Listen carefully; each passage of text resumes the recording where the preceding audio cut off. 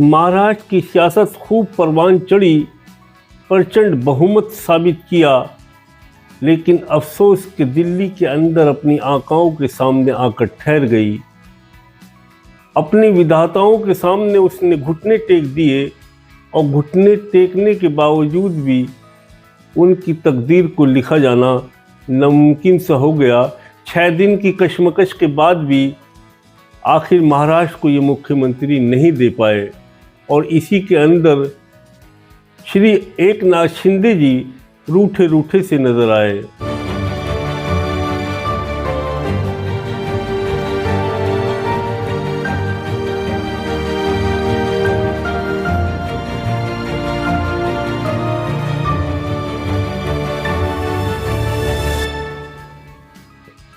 हज़ारों ख्वाहिशें ऐसी कि हर ख्वाहिश पे दम निकले, हज़ारों ख्वाहिशें ऐसी कि हर ख्वाहिश पे दम निकले, बहुत निकले मेरे अरमा लेकिन फिर भी कम निकले, और बड़े बेआबरू होकर तेरे कूचे से हम निकले। यानी दिल्ली से निकलकर एकनाथ शिंदे अपने गांव पहुंच गए।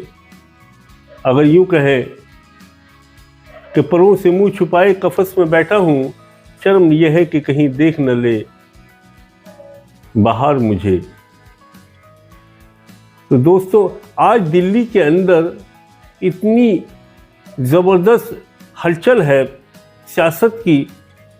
महाराष्ट्र की सियासत दिल्ली में तय हो रही है, ये भी आज़ाद इतिहास के अंदर पहली बार देखा गया है कि महाराष्ट्र के चुनाव की मुख्यमंत्रियों की तय जो है वो दिल्ली कर रही है और महाराष्ट्र दिल्ली की तरफ नज़रें जमाए बैठा है कि कब हमें मुख्यमंत्री मिलेगा।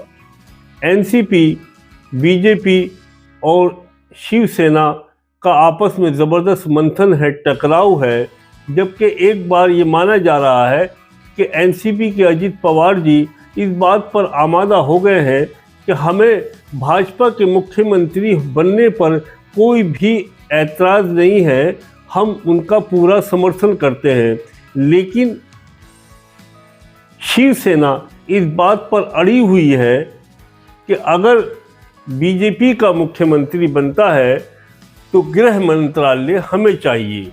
बस यहीं से विवाद शुरू हो जाता है। यानी उनके जो एक नेता हैं, शिवसेना के नेता हैं संजय शिरसाट, उनका कहना है कि गृह मंत्रालय तो हमको चाहिए ही चाहिए, क्योंकि इससे पहले भी देवेंद्र फडणवीस के पास में गृह मंत्रालय था। अब अगर हम डिप्टी सीएम बनते हैं तो गृह मंत्रालय हमारे पास होना चाहिए। लेकिन इनके जो आका है, जो इनकी तकदीर को लिखने वाले हैं, वो किसी हाल में भी गृह मंत्रालय नहीं देना चाहते शिवसेना को, और यहीं से विवाद शुरू हो जाता है, यहीं से कशमकश शुरू हो जाती है। अब ये बतलाएं कि दिसंबर का महीना आने वाला है, शिवसेना के यही शिरसाट जो ये इनके वरिष्ठ नेता हैं शिवसेना के, इनका कहना है कि मुमकिन है कि 2 दिसंबर को शपथ ग्रहण समारोह हो। लेकिन बीजेपी के नेताओं का कहना है कि ये तारीख बढ़कर 5 तारीख भी हो सकती है। अभी कल एक मीटिंग और ज़बरदस्त होने वाली है रविवार में, और इसमें तय होना है कि आखिर मुख्यमंत्री कौन होगा। उधर शिवसेना के नेताओं का कहना यह है कि हमने मराठा आंदोलन में ज़बरदस्त हिस्सेदारी ली और बीजेपी को फ़ायदा पहुंचाया और ज़बरदस्त योजनाएं चलाई, लाडली बहना योजना चलाई, लड़का भाव योजना चलाई। हमारा दायित्व तो ज़्यादा बनता है बनस्पत और यानी अजित पवार जी के। लेकिन अजित पवार तो रस्सी काट चुके हैं, वो तो कह चुके कि मुझे कुछ चाहिए ही नहीं, और अगर बीजेपी की सरकार बनती है पूर्ण रूप से उनको समर्थन है।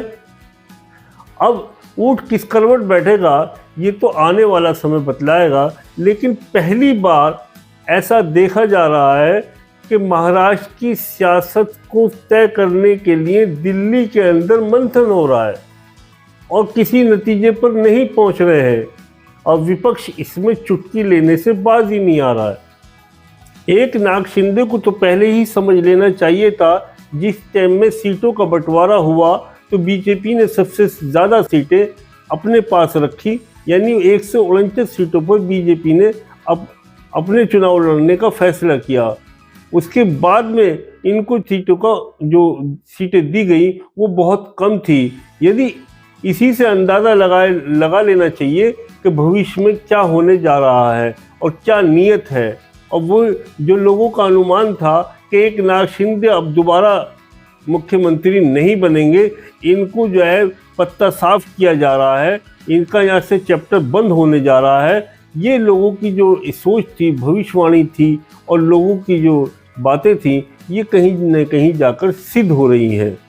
आज एकनाथ शिंदे का जो हश्र हुआ है उसके बारे में तो पहले से ही लोगों ने बतलाना ही शुरू कर दिया था कि एकनाथ शिंदे को किसी भी हाल में बीजेपी, श्री अमित शाह जी और आरएसएस और प्लस माननीय प्रधानमंत्री जी अब एकनाथ शिंदे को दोबारा मुख्यमंत्री नहीं बनाएंगे। और ये रणनीति इलेक्शन के टाइम में ही, उस टिकटों के वितरण के समय ही तय कर दी गई थी कि एकनाथ शिंदे को एक तरफ कर देना है और वही हुआ।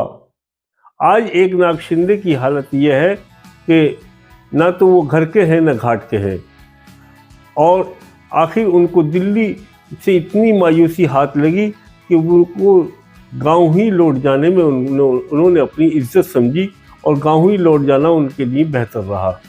कम से कम थोड़ी इज्जत तो बची रही।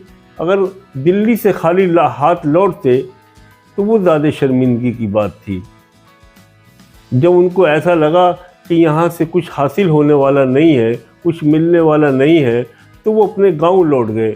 लेकिन बीजेपी के अंदर एक बहुत ज़बरदस्त कश्मकश ये है कि वो एकनाथ शिंदे का साथ छोड़ना नहीं चाहती, क्योंकि वो उसको चाहती है कि भविष्य में ऐसा ना हो कि एकनाथ शिंदे को के साथ छोड़ देने पर या एकनाथ शिंदे छोड़कर चले जाएं तो उससे हमारा भविष्य में मराठा वोट पर बहुत ज़बरदस्त असर पड़ेगा। क्योंकि एकनाथ शिंदे जो है मराठा वोट के अंदर एक बहुत बड़े नेता के रूप में है और एक उनकी बहुत बड़ी भूमिका रही है। इस बात को बीजेपी भी भली भांति समझती है। जहां वो एकनाथ शिंदे को छोड़ना भी नहीं चाहती, वहीं एकनाथ शिंदे को कुछ देना भी नहीं चाहती। ये भी साफ सुथरी बात है। जबकि एकनाथ शिंदे और उनके वरिष्ठ नेता जो है वो गृह मंत्रालय लेने पर अड़े हुए हैं। उनका कहना है कि हम गृह मंत्रालय तो हर हाल में चाहिए ही चाहिए। अब ये बात फाइनल हो पाती है, देना है या नहीं देना है, मुख्यमंत्री आखिर कौन होगा, इसके बाद ही अब फाइनल होगा कि अब क्या होने वाला है। कल 1 तारीख है, परसों 2 तारीख है, इन्होंने 5 तारीख तक का समय लिया है। तो दोस्तों, आपकी राय में मुख्यमंत्री कौन होगा हमें कमेंट्स में बतलाएं। और एकनाथ शिंदे के साथ में जो कुछ भी हुआ वो अच्छा हुआ या बुरा हुआ, ये भी आप कमेंट्स में बतलाएं।